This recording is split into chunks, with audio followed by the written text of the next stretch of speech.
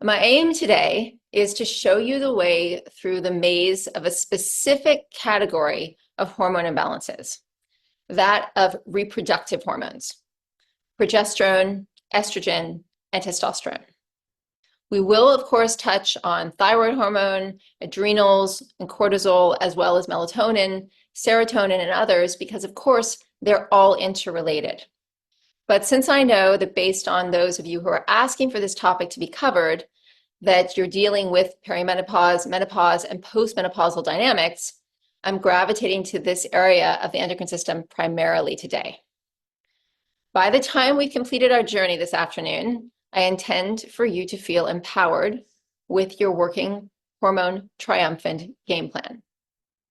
Okay, first, I want to seed a couple of thoughts for you as we begin. This is the contextualization that we can never lose as health triumphers, as those, whether you're hoping to reach self-realization or you just want to lose a few pounds and get your health right, these are the factors you cannot lose sight of, specifically as we speak about this very unique topic.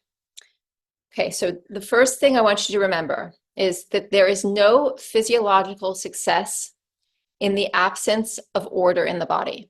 So your body cannot have physiological success if there is not order within your body. Okay. It makes a lot of logical sense, but we have to bring that to the fore. Chaos, obstruction, interferences, and incoherence must always be the first thing we rectify if we are ever going to heal. Chaos, obstruction, interferences, and incoherence must always be the first thing we rectify if we are ever going to heal. So we cannot heal if we are in chaos. No one really talks about that. No one talks about like the disease of chaos.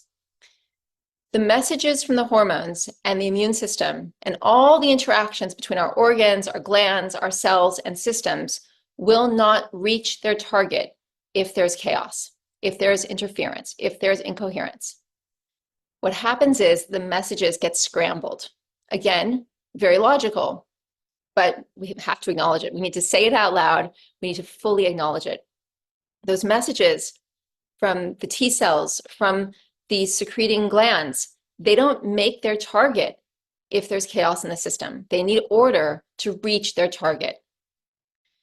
So no degree of supplementation will succeed over the long term, even if it appears to in the short term, if order is not prioritized and restored.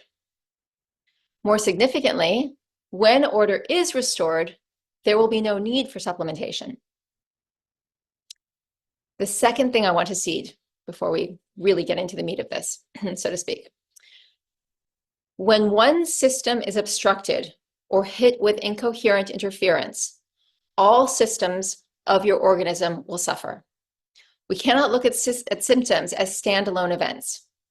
Constipation, for example, will cause immune communication to be scrambled, which will inhibit proper lymphatic function, which will overload the liver, which will prevent the expulsion of excess estrogen and bind thyroid hormone, so the thyroid hormone cannot be used, which will destroy digestion and cause sleeplessness, which will slow recovery, increase cortisol, deplete the adrenals, cause pathogens to take over an otherwise healthy terrain, necessitating antibiotics. Okay, there's a whole circus there to see how one affects the other. Meanwhile, this situation, while all this is happening, the bones are being depleted of their alkalinity, hair is falling out, and more stimulants are needed to cope with day-to-day challenges, and the whole system breaks down in a compounding despiraling with every passing day. We have to get this whole picture and the knock-on effect of just one compromised area of the body. When we understand that, we'll see that we have to make sure every area is sorted, because we might be addressing symptoms from one area that was actually caused from a domino effect that started with something that seems completely unrelated. It's never unrelated.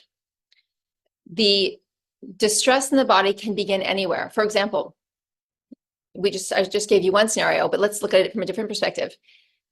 Imagine radiation impacting the thyroid, and then you wind up with constipation. So it's not always constipation creating the issue. We need to know what we were exposed to. What was the first domino?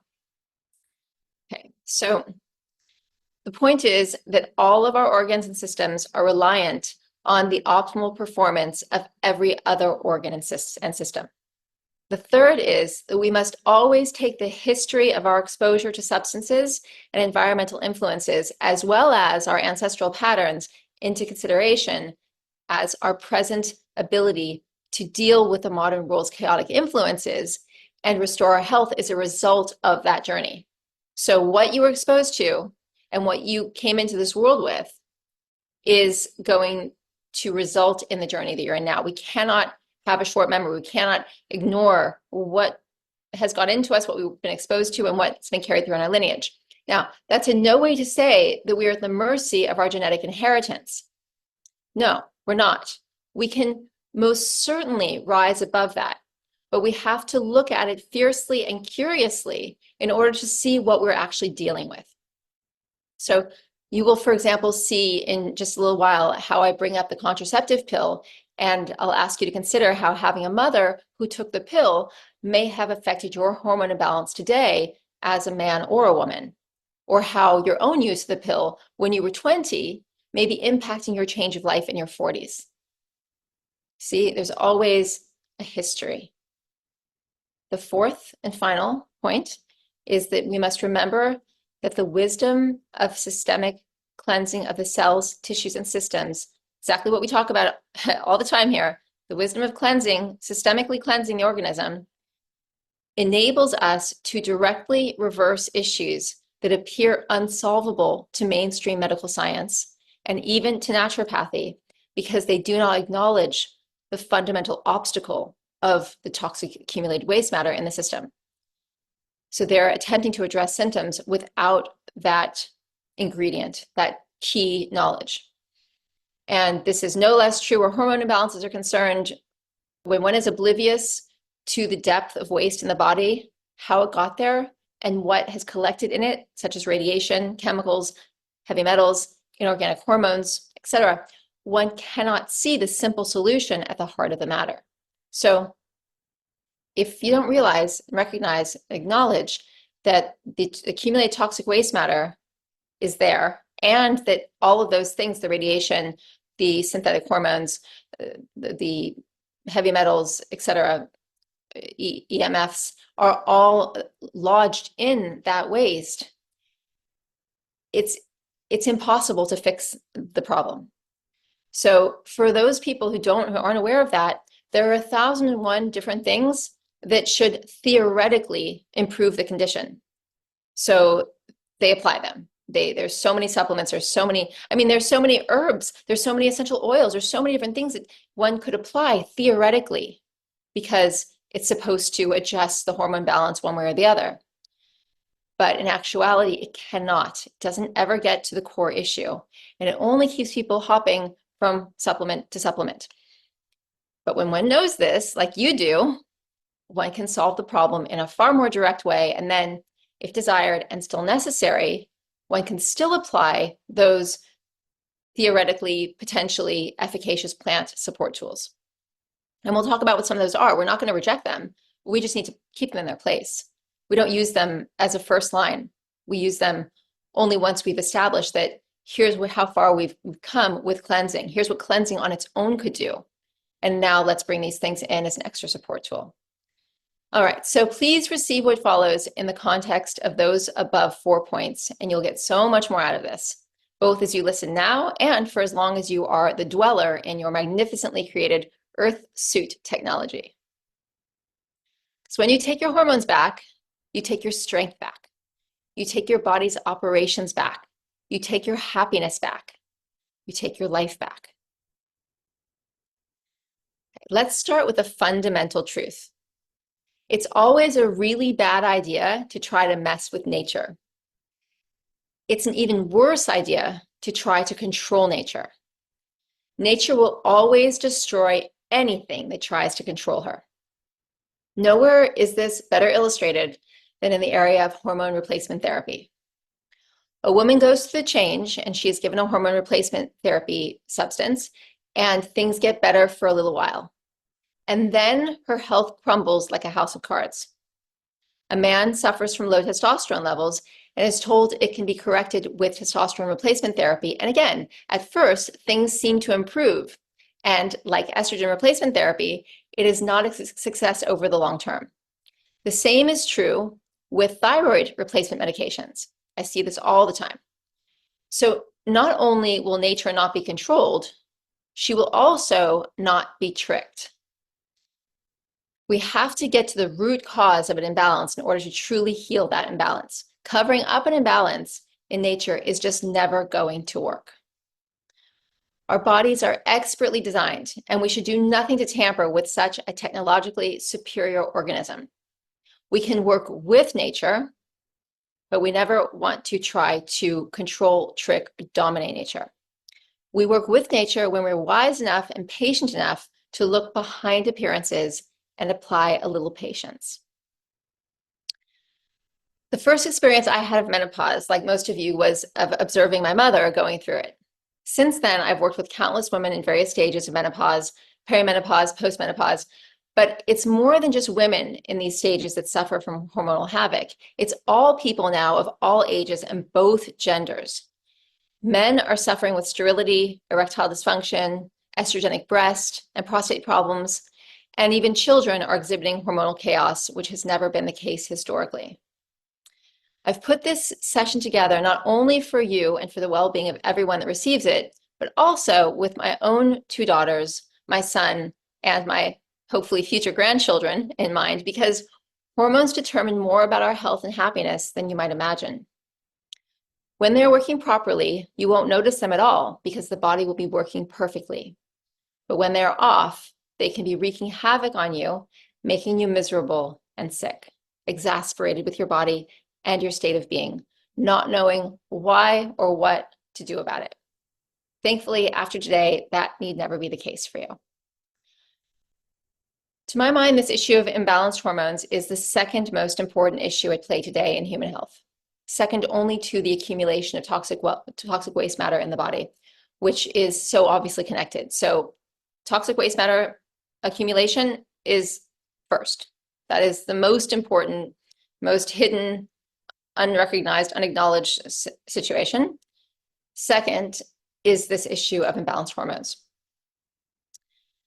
The reason I call this session the secreting garden is because the endocrine hormones that produce the hormones we'll be speaking about today specifically secrete into the bloodstream. Also, our reproductive system, our ovaries, fallopian tubes, and such are most definitely flower-like. So there's your garden. And men, your lingam, your testes, and prostate are also utterly flower-like. So this is a secreting garden for you too. Everything that threatens the hormonal balance in a female will likewise threaten the hormonal balance in a male.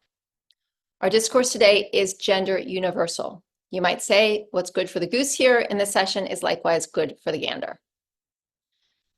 So, supreme natural law is inherent within all of nature.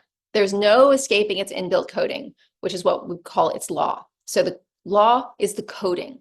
If you want to really get a sense of it's in the pattern, it's inherent within the pattern of nature. And I know I've said it before, but I'll remind you here again that no one can break the natural laws. They can only break themselves against the natural law. And how does that happen? Well, there's a price to be paid every time we break the law. Sometimes we break natural law without realizing it because of our cultural hypnosis, whereby we do things because everyone around us does them, and we don't really think about their impact. For example, most of the world eats GMO foods, uses plastic laden with PBAs, washes their hair in their homes with sulfates, phthalates, and a dozen other xenoestrogens, drinks hot liquids from containers, leaking poisons into their beverages, and breathes in moldy air on inadequate amounts of sleep while being irradiated by their cell phones and microwaves, while they're existing under enormous stress, under artificial lighting, in toxic clothing. Okay, so that's the typical common picture of life for the majority of people. There are substances and incoherent frequencies coming at us all day long unless we live off the grid or something of that variety. These substances and energetic emissions interfere with the delicate technology of our endocrine axis. Can you imagine this system that is secreting the most sacred, important messages into our bloodstream, keeping our functions running so we can think, feel, sleep, metabolize, speak, imagine, reproduce, and a whole host of other things, being all scrambled up? That is what our modern lifestyle, if unchecked, is doing. And this is a really big reason for our hormone imbalances. So this is what I talk about, the price to be paid. There is a price to be paid for everything we do in opposition to natural law. All of those things I just mentioned are operating in opposition to natural law. The price we pay is the result of how hard we break ourselves or become broken as a result as we do so. So as I said, most of what people do is unconscious. They're just going along with the world's norms. We need to make them conscious. We need to make ourselves conscious. So make sure that you know the price of anything you ever think to do, and make absolutely certain that you're willing to pay that price before you do a thing. Then start to catch up on those payments quickly so you don't spend the rest of your life paying interest on them. This is where I come in and show you how to do that. And a lot of you have been practicing a lot of these things already. But the price has been exorbitant. The price is peace. The price is your sacred, beautiful, impeccably designed human technology breaking down. That's the price we pay. It's an exorbitant price. It's your beautiful technology, your sophisticated, God incarnate technology that is being compromised. That's what you're paying with. You're paying with your gold. The price is illness, depression, despiraling that is irreversible by allopathic means. Allopathic meaning fixing the symptom with something external. The price may even be several increasingly common types of cancer.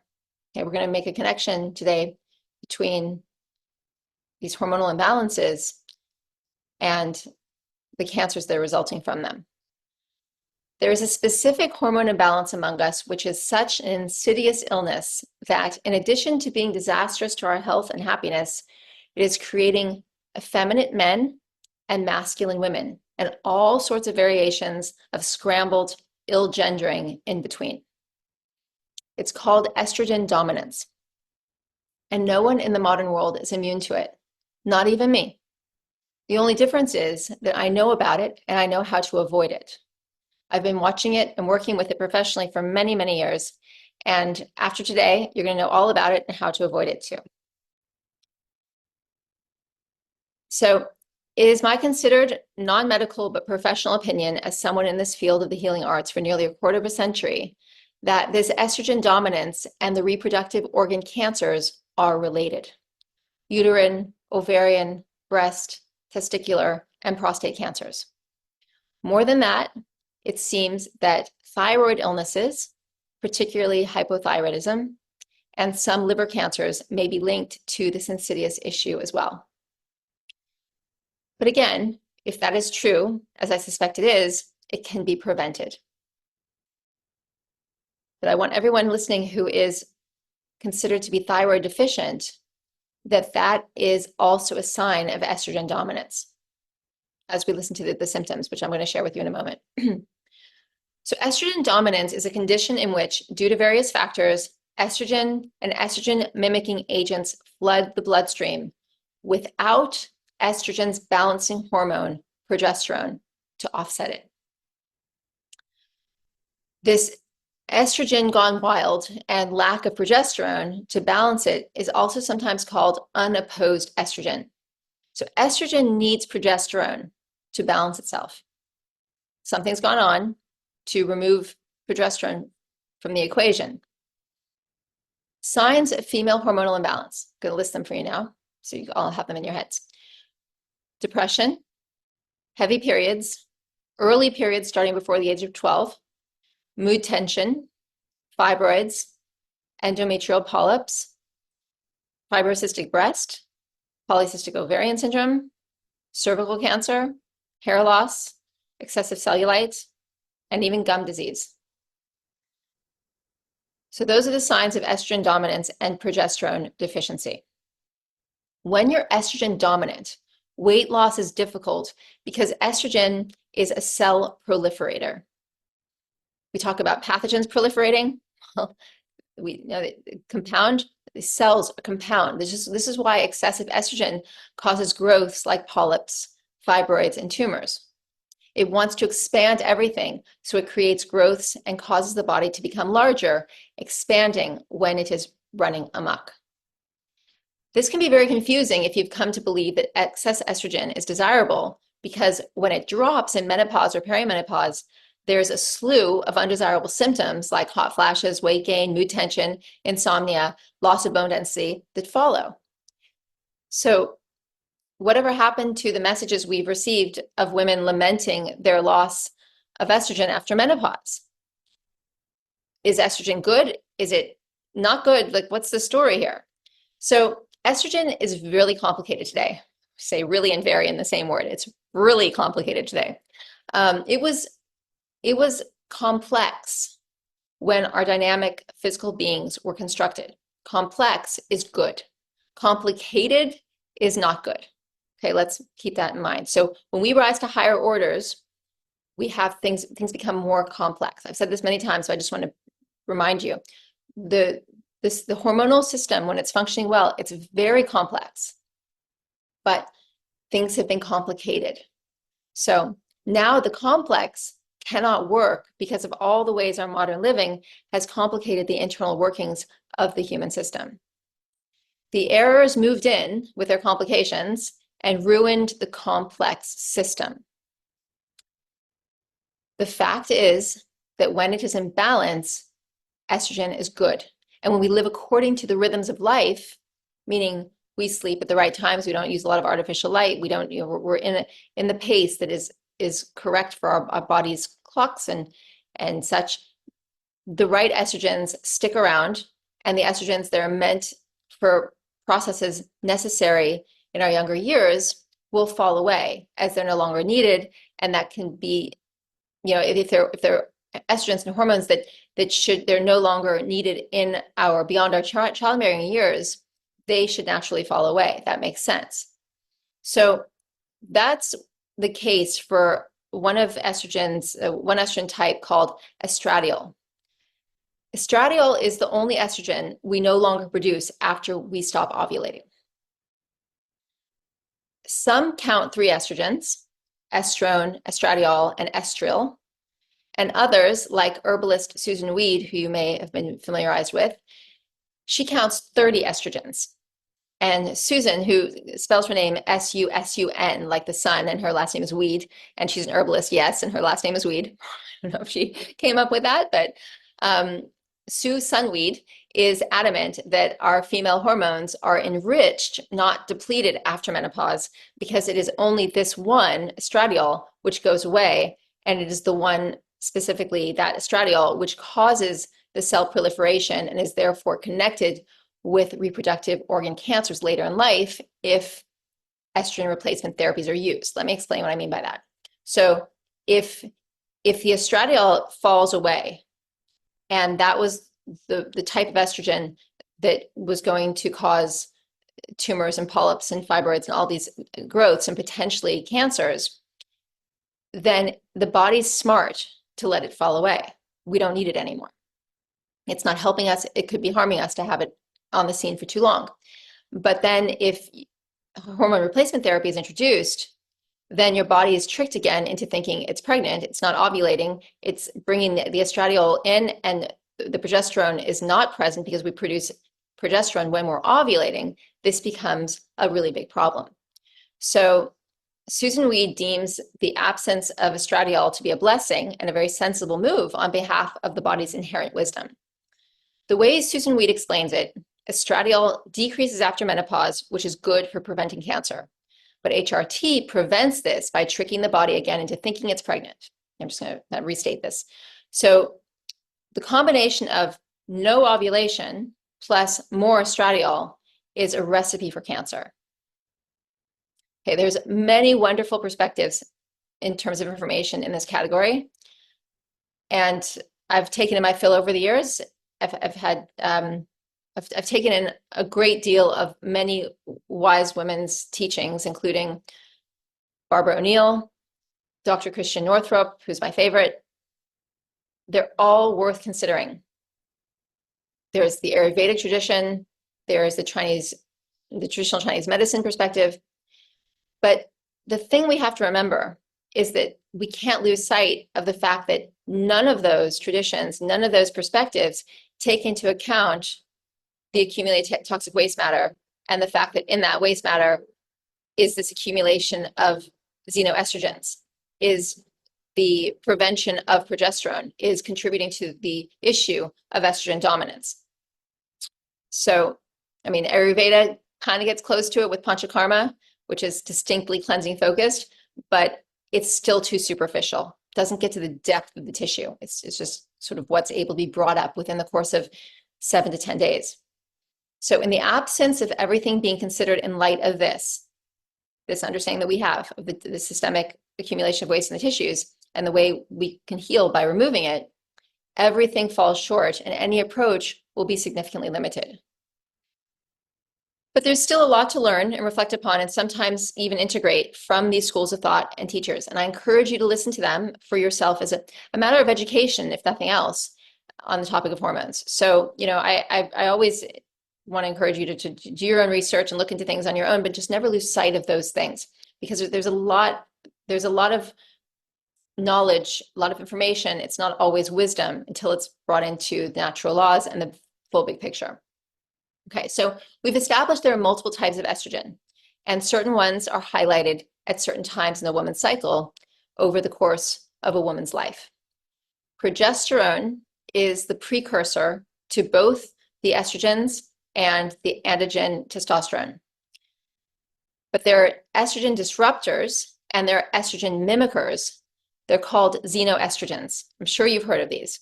And they come into the body from the outside in the form of plastics, glyphosate, vaccines, chemicals, radiation, growth hormones and animal products, breast implants, many pharmaceuticals like Concerta and Adderall, and heavy metals. The list goes on. I mean, there's a long list. I'll give you guys a comprehensive list to walk away with, or I'll post it so that you really can check, because there's more than just that. But that's a taste of it. So these xenoestrogens, these kind of substances, and the estrogens that proliferate in the body when they're not checked by progesterone, they're just ballooning. And then you add to it the stress and the toxic accumulation that's already there. And then you have this dark side of estrogen.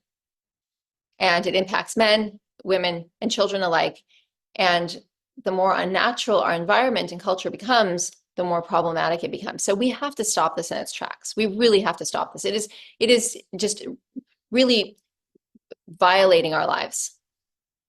So the way I want to unpack this and make the estrogen situation really simple for you to understand. So I put together this concept. Okay, so the rogue estrogen is like a really complicated woman with all sorts of incoherence coming in and taking over a household that was previously run by a highly sophisticated woman of aspirational complexity. Think, like your favorite, idealized mother figure.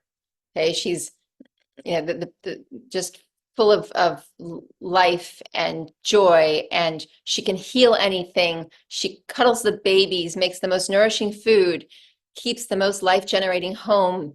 It's really a home sweet home, all while she's whistling a happy tune and blessing the garden. And the animals for miles around feel her aura, and they come to her, and it's all just, very beautiful.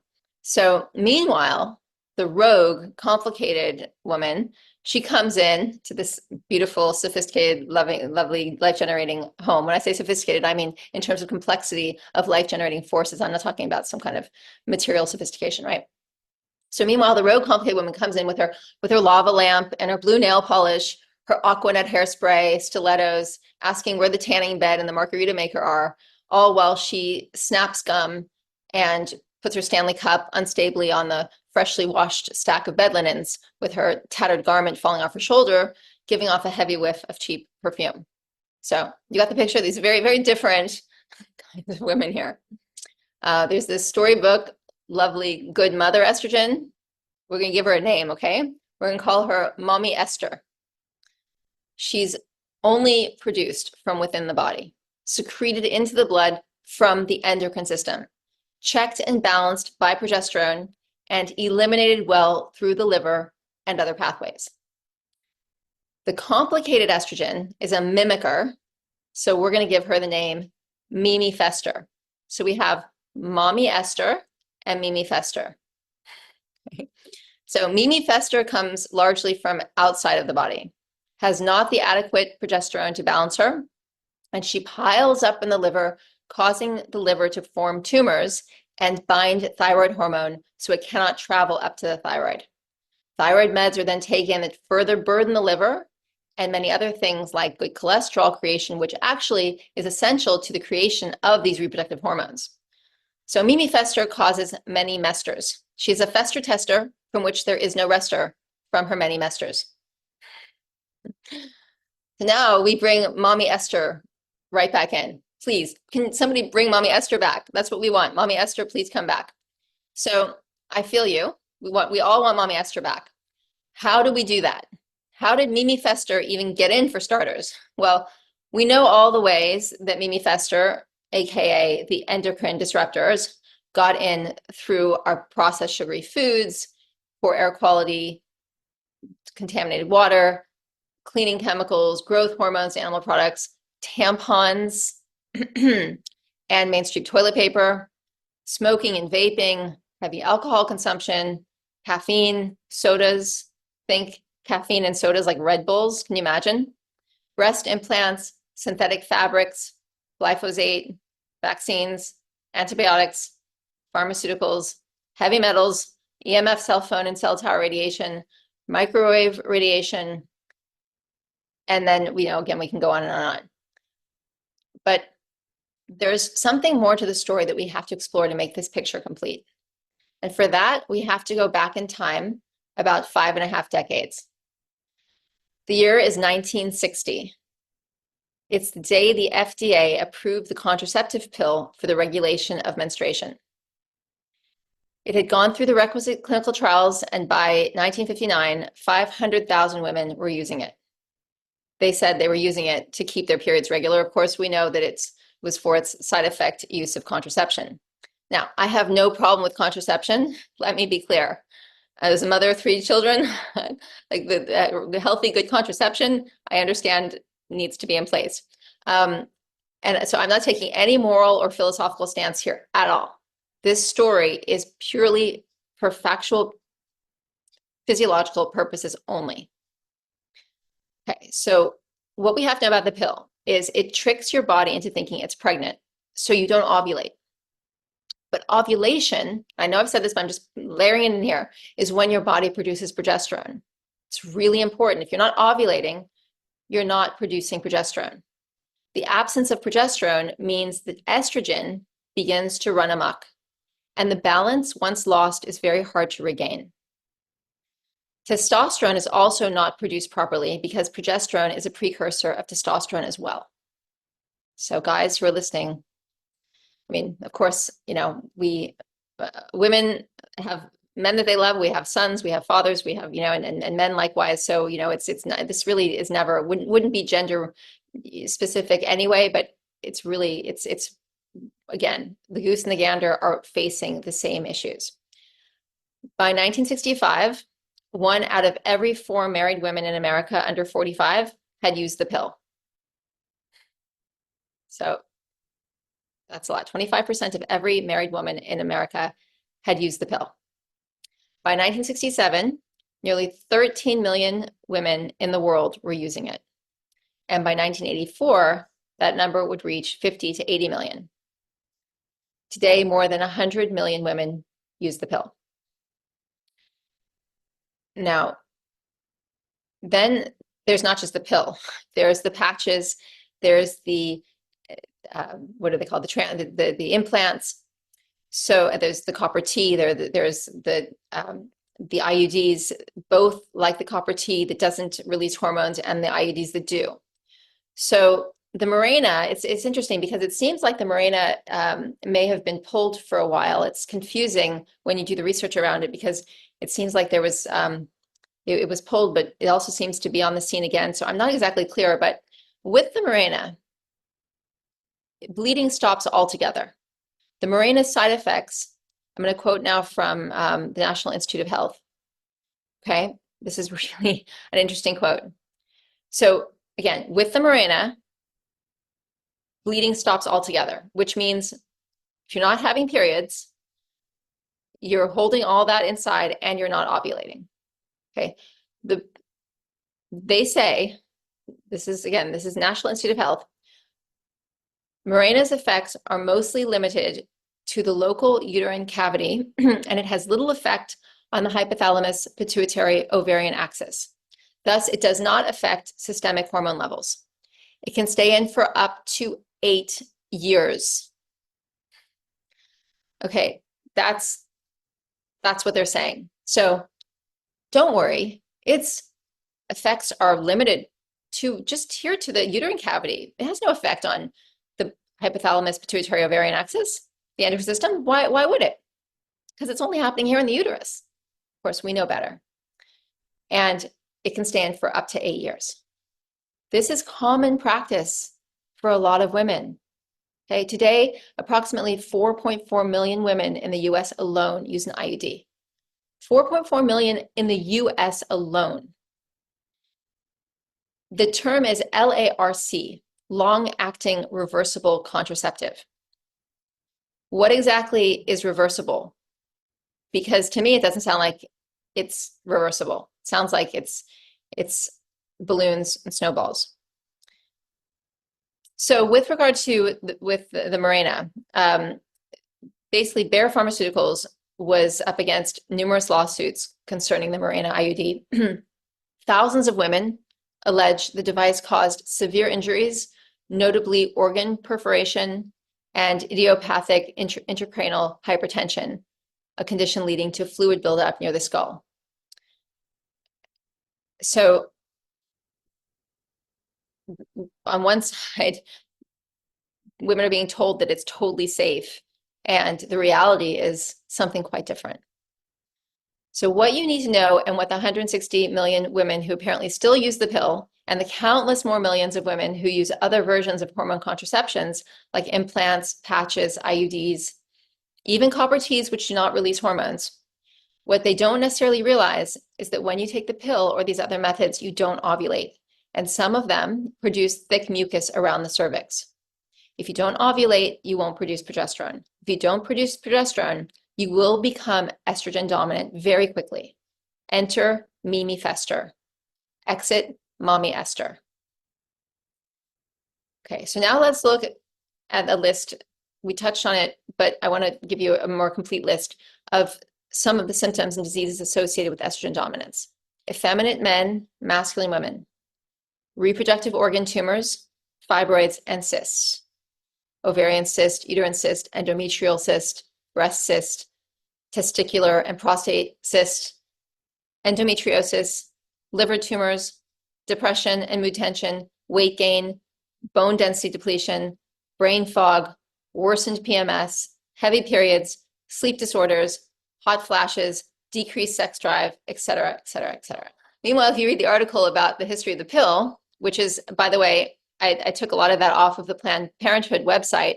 If you look up history of the pill and Planned Parenthood, plannedparenthood.org, you'll find this article. And you'll see that the pill is recommended for women with symptoms that we have just identified. This is maddening. Literally, it's being recommended for women who are having many of the symptoms I just mentioned. It makes absolutely no sense. It just makes no sense. This is, again, it's not gender specific. Women are having male children. They're suffering from this. It's just, this is why I'm saying it's the second most important thing, that there's this mass lack of understanding of. So now what do we do? Or let me mention one more thing. So that was just 1960 and the pill. Okay, maybe you never took the pill, and maybe your mother never took the pill. But that's why we have to go back to the list of endocrine disruptors that get around us and inside of us. So on the one hand, we established what those endocrine disruptors are. Then we went into this realm of the pill and other hormone contraceptives. We have to remember that it's both. So you might not have had direct connection with hormone contraceptives, but there's this other massive influence of xenoestrogens that are disrupting your hormones. So then what do we do? So the solution is twofold. First, we recognize that all these factors can cause Mimi Fester to rock up, even if we never took hormones. Then we take inventory on how much on that list of hormone disruptors has invaded our physical and energetic space.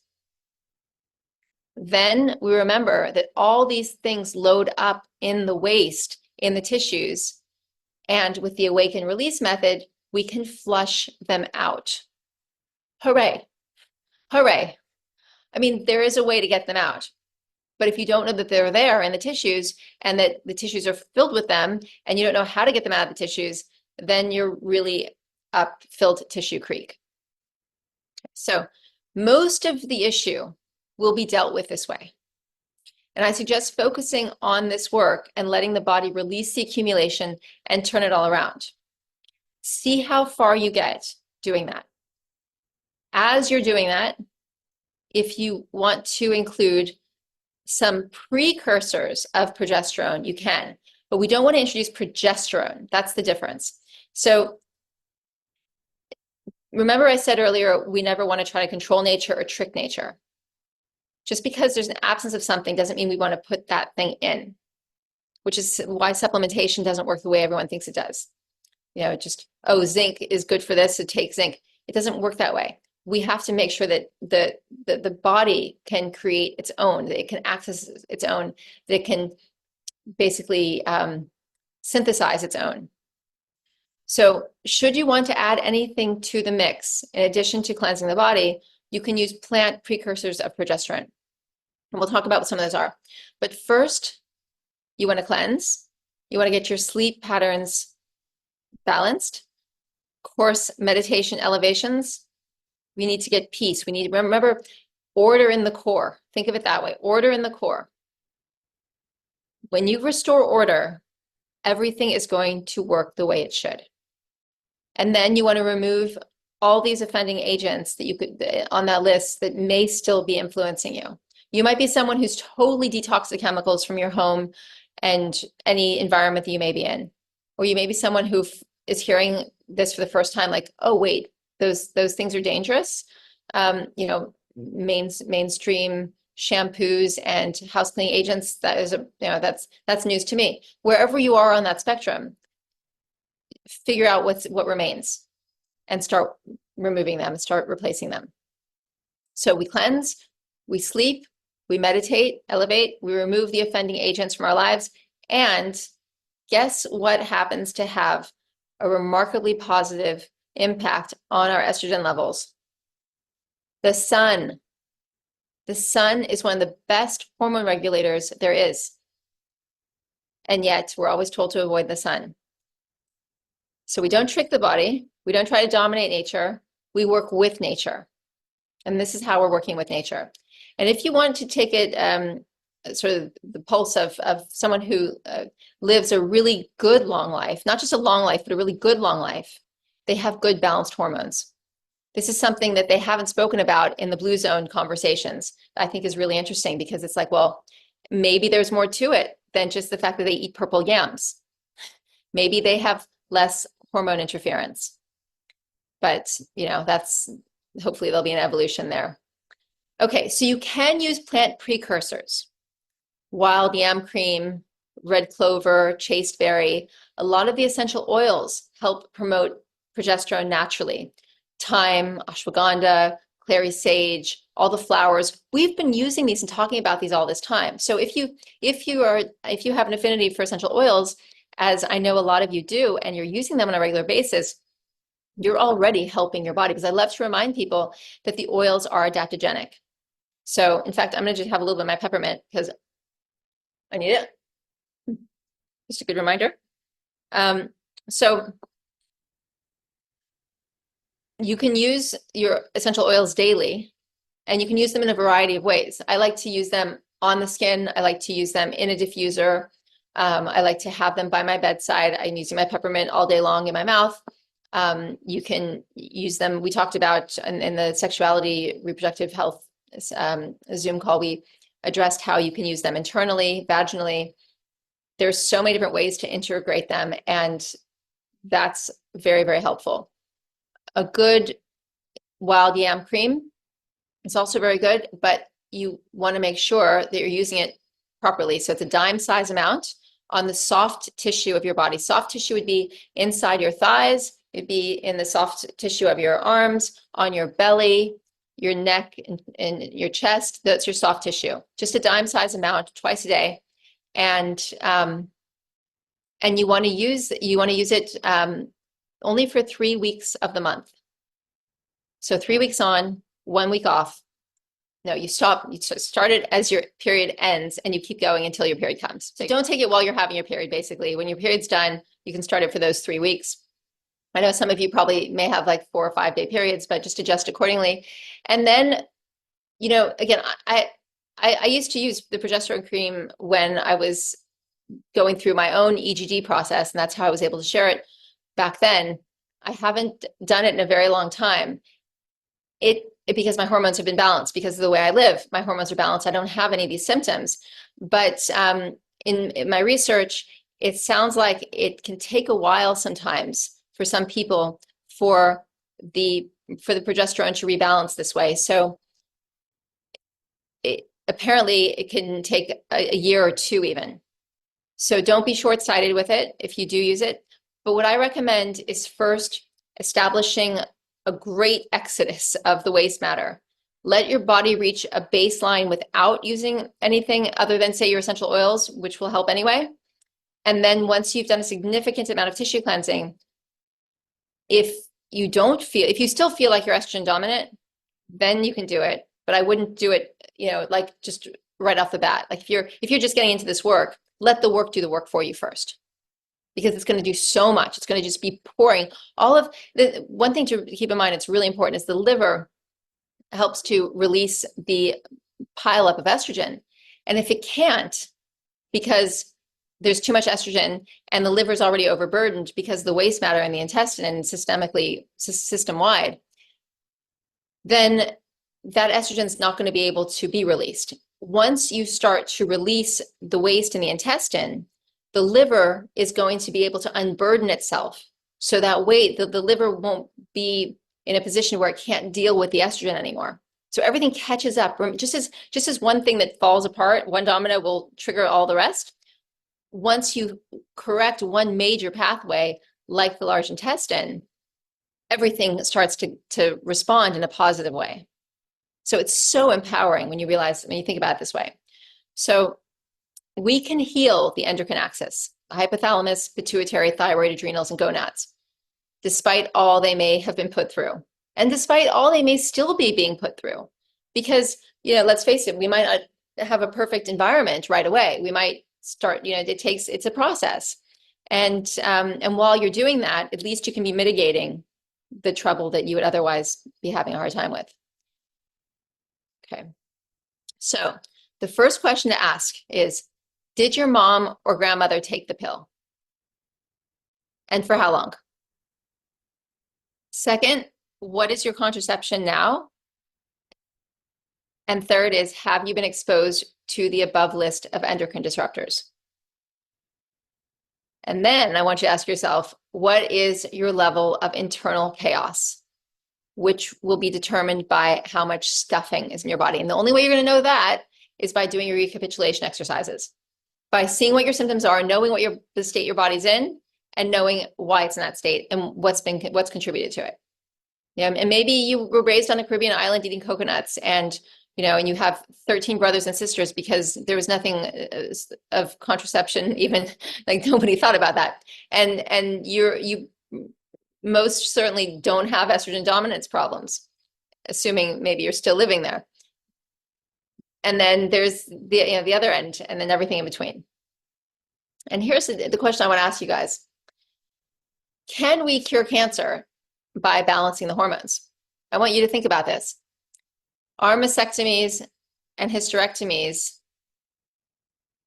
I won't even say are they overdone, because I think the answer to are they overdone is yes, but are they potentially unnecessary in light of what we know about the hormone imbalance? And will growths return after surgery somewhere else if we still have this hormone imbalance? Those are kind of rhetorical questions. The phthalates are everywhere. They're in detergents, household chemicals, anywhere you read fragrance. Those are phthalates. They're PHTHALATES. They're in mainstream candles. They're in self-care products. They're in aftershave. They're in lotions, shampoos, body washes, nail polish. They're often in the animal fats because the fats are storing them in the adipose tissue. They're in fabrics, particularly polyester, acrylic, and nylon. They're in plastics, pharmaceutical drugs, vaccines, radiation. Mold and fungus contribute to the estrogen dominance problem. Parasites do as well. You've got your growth stimulants in animals and eggs, GMO foods, glyphosate, Roundup. So microplastics, forever chemicals. I mean, you think about children who are playing on synthetic carpets. They're right there low to the ground. These, estrogens are coming right up out of the fabrics. They're breathing it, they're touching it, they're chewing on their plastic toys, they've got their pacifier. I mean, it's coming in at that point. So the fact that there's sterility issues in men and women, and it just all starts to make sense. Caffeine will cause estrogen dominance. We talked about tattoos a little while back. Tattoo ink will do it. So it's guys thinking they're being all masculine, getting their tattoos. Unfortunately, it doesn't really contribute to masculinity. There's kind of both schools of thought around marijuana. I would say that medicinal CBD would have a different effect, a less poor effect on, or it would contribute less to endocrine disruption than smoking the leaf, smoking the plant. Whenever we smoke something, we change its molecular structure. We're causing carcinogens potentially. Antibiotics have been proven and shown to be an endocrine disruptor as well. Stress is a major one.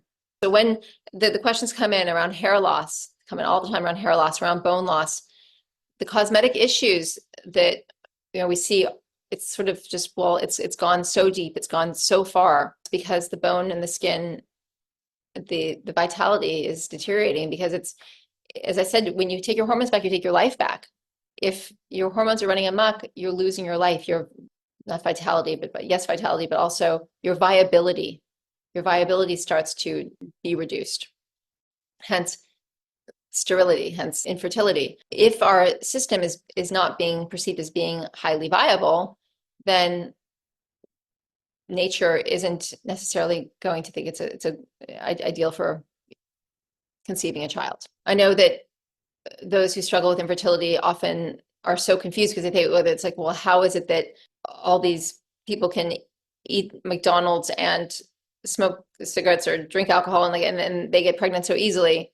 And then, someone struggling with fertility might be doing everything perfectly and not conceiving. But see, there's so many other factors involved. And it can be frustrating and confusing, I can understand, but it's just a matter of how deep it goes, where the influence was. some things we can't always pin down. So we mustn't look to others and see and compare ourselves. We must just work with our own being and rectify what could be wrong there, or could be less than ideally viable, let's say. But the sons and the daughters of the baby boom generation who were the first to have the pill, there's a reason that we've suddenly started to see the effeminate men, the masculine women. I also encourage everyone to tune into your symptoms. And if you're not sleeping well, if you are really moody, if like all these things I listed, you'll know if you have them. If your periods are not a breeze, if you struggle with all these things are all going to show, whether it's a headache or it's acne, those are all going to be signs of exposure to toxicity that's going to be there. If you're exposed to toxicity, you're exposed to endocrine disruptors. So the way I would look at it is we can certainly find a test and recommend one, find one that we can recommend. I think we can do that. But in the meantime, I would just start the process or go deeper into the process. If you've been toying with cleansing, but you haven't really been consistent, or you haven't gone deeply enough, do that first. See if your symptoms shift, and then you're going to know not only that maybe you had hormone imbalances, but that you've also corrected them and that you are correcting them. If you're cleansing on a regular basis, and of course, when I talk about cleansing, I'm talking about what we know, that the consistent removal of waste accumulation at least once a week. For many of us, it's multiple times a week, because the radiation will lodge in the waste. It's either going to accumulate. So someone who's not tissue cleansing, their radiation levels are just mounting, they're compounding all the time. Ours can be kept at a minimal level because we're always taking out the let's say the radiation garbage, as it were.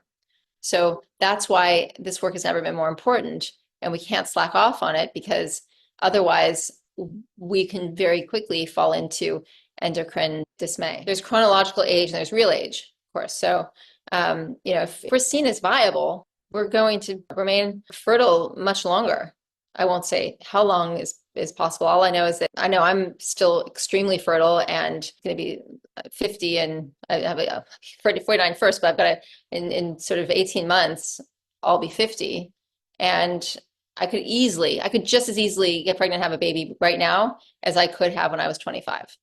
Men who are concerned about the testosterone levels, the first resort is not to go and take testosterone replacement therapy, which is what most men are doing. I mean, I don't know about the rest of the country. I'm sure it's similar, but I know here in Southern Florida, there are tons of centers for testosterone replacement therapy, and men are lining up in droves. I mean, it's the big thing, but they're not looking at the cause. It's a great industry in terms of, financially. It's huge. If you have all these men that have, that are depleted in testosterone, and you tell them that you can fix it by giving them testosterone, well, it seems to make logical sense on a surface level. But once you peel back the layers, you realize that you're just going to be tricking the body. You're not going to get to the root cause. And what needs to happen is the body needs to be flushed of all this excess estrogen. This is for everybody, but yes, men, please, this is so important for you. First, flush the body of the excess estrogen. So when we expunge the waste from the tissues, that's what we're doing.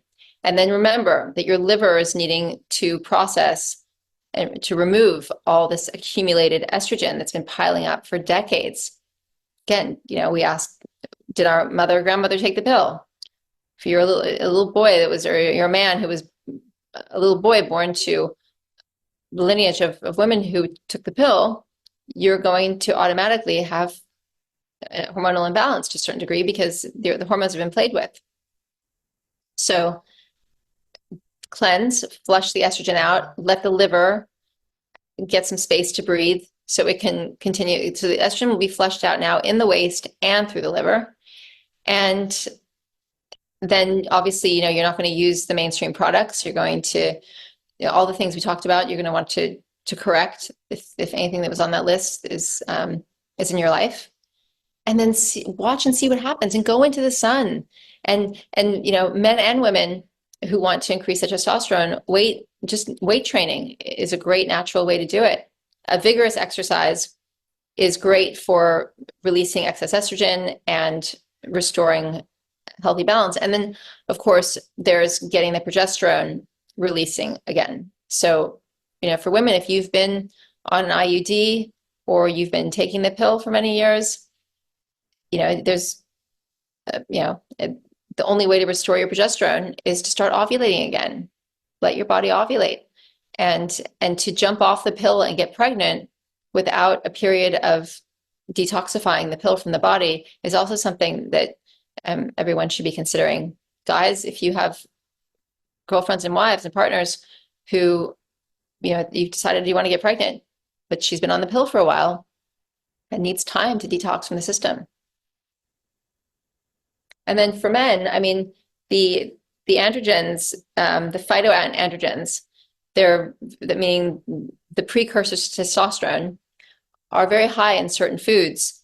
And again, I usually steer away from using that as a crutch, but why not know what some of them are? Avocados are great phytoandrogens. Ashwagandha, we've talked about. Ginger, raw honey.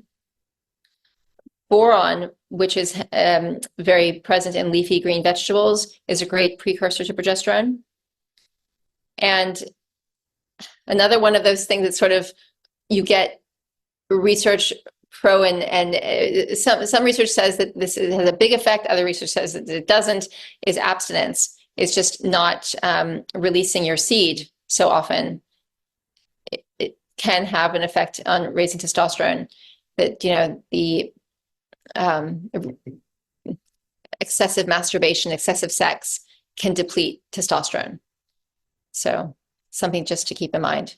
And of course, Montauk Chia's work talks about seminal retention methods. I don't think I've known of a man who's admitted to doing that or be successful with it, but I'm always interested to hear a man's story who has attempted to do that. Because remember that the goal is to get as much waste out as possible. So it's not about doing it every day. It's about the quantity of release. So if you're someone that's not awakening enough to have huge releases every day, you shouldn't be attempting to use it every day.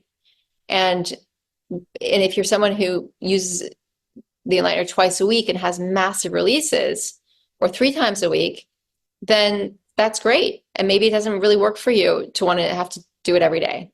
So, but if it's just about quantity of release consistently. And then the body needs a little time to catch up. So only the most advanced pursuance of this work should be using it daily, because it's your whole life is a certain standard at that point. You're not playing anymore. You're not sort of dabbling in this or that. You're tissue cleansing and you're elevating your consciousness, and then it's not mechanical so much as you're on a different path. But you can be on that path and be using it 3 days a week as well. You could be, it just depends on how much your body releases and how it works with your lifestyle and your own personal goals. If you're releasing a ton of waste every week, you're going to be reversing your estrogen dominance problem. And if you're not, it's because there are other factors that are really heavily weighing in and refilling that xenoestrogen exposure. So, for example, you're cleansing on a regular basis, but you're still working in corporate offices where there are a lot of chemicals used. You're under fluorescent lights all day. There's no fresh air. You're surrounded by people wearing perfumes, and you're still maybe using some contaminants in your home. And just look at what other things need to be addressed. But don't, one thing I want to avoid, I just realized I should say this, don't be overwhelmed by this. Be happy that you know what's going on and you can correct it. And you don't have to do it overnight. It's just getting a handle on it, as opposed to it just quietly pulling you under and breaking you down. There's that image, I'm sure most of you have seen it. It's been circulating all over the internet for years now, but there's that picture of people in the 1960s and 70s or even 80s on the beach, the beachgoers, beach going scenes, and they're all fit, and you can see there's like, loads of people, and they're all trim and they look great. And then there's present day, and they're, quite the opposite. But the problem with American culture especially is that the very black and white, like if it's not this, it's that. So if Americans focus a lot on weight. It's like you want to be skinny, not fat. But it's not so much that there are so many overweight and obese people in this country. Yes, that's a problem, but that also masks the deeper problem that the people who are not obese and not overweight are dealing with, which is the breakdown of the physiology and, of course, the mental and emotional health of the person, which is all falls apart together. But it's not so much that we want to see all these fit people and then these overweight people. It's that we want to see the juxtaposition is here are fit people and here are broken down people, because there are plenty of thin, outwardly appearing to be fit people, but their endocrine system is falling apart, their immune system is falling apart, they're emotionally unwell, they can't think clearly, they're heading toward early brain deterioration issues. So it's not always obvious what's going on. And this idea of, oh, well, back then they were fit and shapely, and now everyone's overweight and obese.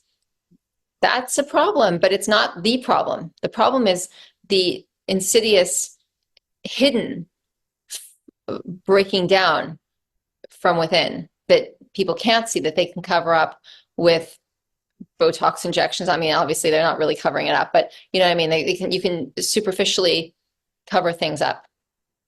And those individuals who are doing that, they don't realize that all this is going on inside of them. And so it's accelerating, so that historically, or in my generation, it might happen, the physical deterioration might kick in one's 40s. Now we're seeing it kicking in teens, early 20s. So we can follow the female pattern baldness, that sort of thing. It wasn't even an issue before. And now, women are going gray younger, they're losing their hair, the radiation from the outside, and it's a lot. That's why we have to expunge it. We have to do all we can to get it out of us, because it's offensive to our sacred vessel. It's offensive to our ability to experience life in this beautiful technology that was created for us as a consciousness to experience Earth and this third frequency reality in. So how about order in the court? We focus on our breathing, our sleeping, our simple eating, and we take inventory of all the products you use, everything around you, everything in the places where you spend the most time, and determine what is affecting you. And then maybe even from there, I would pick a handful of the things that you can immediately address, identify what those are. Maybe it's all the products you use. Just make sure all the products under your sink, in your bathroom, in your kitchen, in your laundry room, that all of those things are upgraded. Your clothing, look at your time on your phone. Think about your stress levels, work on your sleep. If you need to, the estrogen dominance will make that cellulite pile up, but mostly because, look at it this way. I mean, it can happen in different ways, but the most significant reason for it is that the body's always going to try to move the toxins into the fat tissue, and he'll have to create fat tissue if it needs more in order to create a place that's away from the organs where they can store these toxins. So you can see how the increase in toxicity is going to be an increase. It's going to come together with the xenoestrogens, because the xenoestrogens themselves are of a toxic substance or nature or background. So for example, if it's coming, if the use of these products, all these chemicals, these phthalates and sulfites and everything, sulfates, the body is going to be overburdened by them, and it's going to need to create this adipose tissue to suck it away. So same thing if we're exposed to a lot of animal flesh and there's all these hormones in it, it comes together. Now, there are times, like my situation was a little bit different in the sense that my body just got so tired. It was just asked to do too much for too long. And that's why when I was nursing Electra and you know, for whatever reason, my body was just, it had enough. So that's why in our very fatigued state or a very stressed state, we become vulnerable to imbalances of all kinds. There is an element of softness that we always want to have, and a balanced woman will be soft in all the right places and also strong in all the right places. Same with a balanced man. That adipose tissue is not the only place we're becoming soft. Our bones are also becoming weak. Our internal organs, our bone structure, our bone mass, our brain integrity, like all these things will be soft as well. It's not about like, you know, these terms in our culture, this fat shaming. And again, it goes back to this black and whiteness. Well, if we don't want this, then we want this. No, we don't want any of it. We want to be strong. We want to have integrity. You know, there's no shaming about it. It's just about knowledge and discipline and application of doing what's right. And then we have a balanced, strong body, and then we have balanced, strong babies and happy families, and everything, you know, starts to work, or will hopefully start to work again in our culture. Well, not in this culture. This culture needs to go. So when they talk about the end of the world is a good thing. We're be done with the world. We need life. Life needs to come back online. The world can go because the world isn't helping us very much. Okay. Well, everyone, I hope you feel empowered and clear and know what your next steps are. So much love. Thank you for your presence.